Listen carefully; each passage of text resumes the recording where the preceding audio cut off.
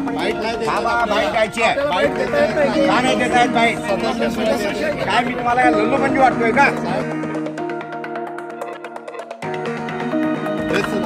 प्रकाश पोहरे नाव टाका, सगळं तुम्हाला मिळेल. जे आहे माझी काय तुम्हाला काय वाटतं? काय मी काय थोडासारखा होईल ते शूट करा आणि माझी अटक व्हायची तयारी आहे या सगळ्या प्रश्नामध्ये.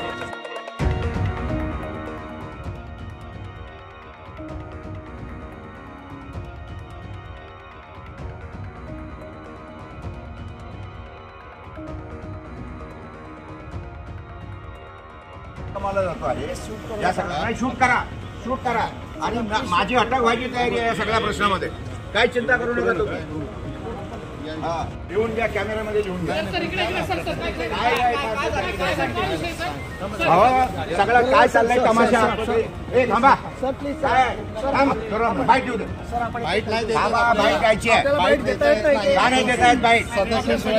काय मी तुम्हाला काय लल्लूपंजी वाटतोय का? हे बघा काय झालंय, गेले लोकांचा या सभागृहाचा जो वेळ वगैरे बाहेर गमावतायत. आयडेंटिटी कार्ड दाखवा, प्रेसचं दाखवा.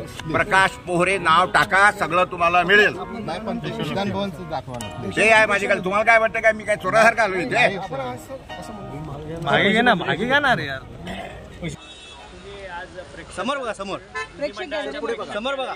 तुम्ही आज घोषणाबाजी केली की विदर्भाच्या प्रश्नांवरतून मोबाईलवरती बिलकुल तुमची भूमिका आहे? नाही, माझी भूमिका अशी आहे, गेले 5-6 दिवस झाले मी अधिवेशनामध्ये येतो. समोर बघा ना. आणि त्याच्यानंतर काय झालेलं आहे या सगळ्या याच्यामध्ये की 6 दिवसामध्ये मी पाहतो, कारण पहिले 2 दिवस यांनी वाया गमावले. 7 तारखेला तर नुसतं काय म्हणतात त्याला, यांचा सोपस्कार पार पडले, शोक संदेश. 8 तारखेला अर्धा दिवस चाललं, काहीतरी वॉकआउट झालं. नंतर शनिवार रविवार आला आणि त्याच्यानंतर चाललंय काय, गेले 2-3 दिवस झाले की नुसतं आपलं आरक्षण आरक्षण आरक्षण. 3 दिवस आरक्षणात गमावले. आणि त्याच्यात आता अध्यक्षांनी काय सांगितलं माहिती आहे का? अध्यक्षांनी काय म्हटलं की विचारत होते, मग ते सांगितलं अजून 40-50 लोक बोलायचे आहेत. म्हणजे हे यांचं आज बोलणं होणार नाही, म्हणजे उद्याचा दिवस हे आरक्षणात गमावणार. म्हणजे 4 दिवस आरक्षण, नंतर त्या आरक्षणावर उत्तरं होणार.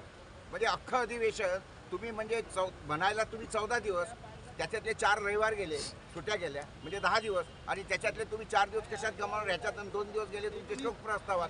म्हणजे 3-4 दिवसाचा तमाशा करायला विदर्भात येतात ते सर्व.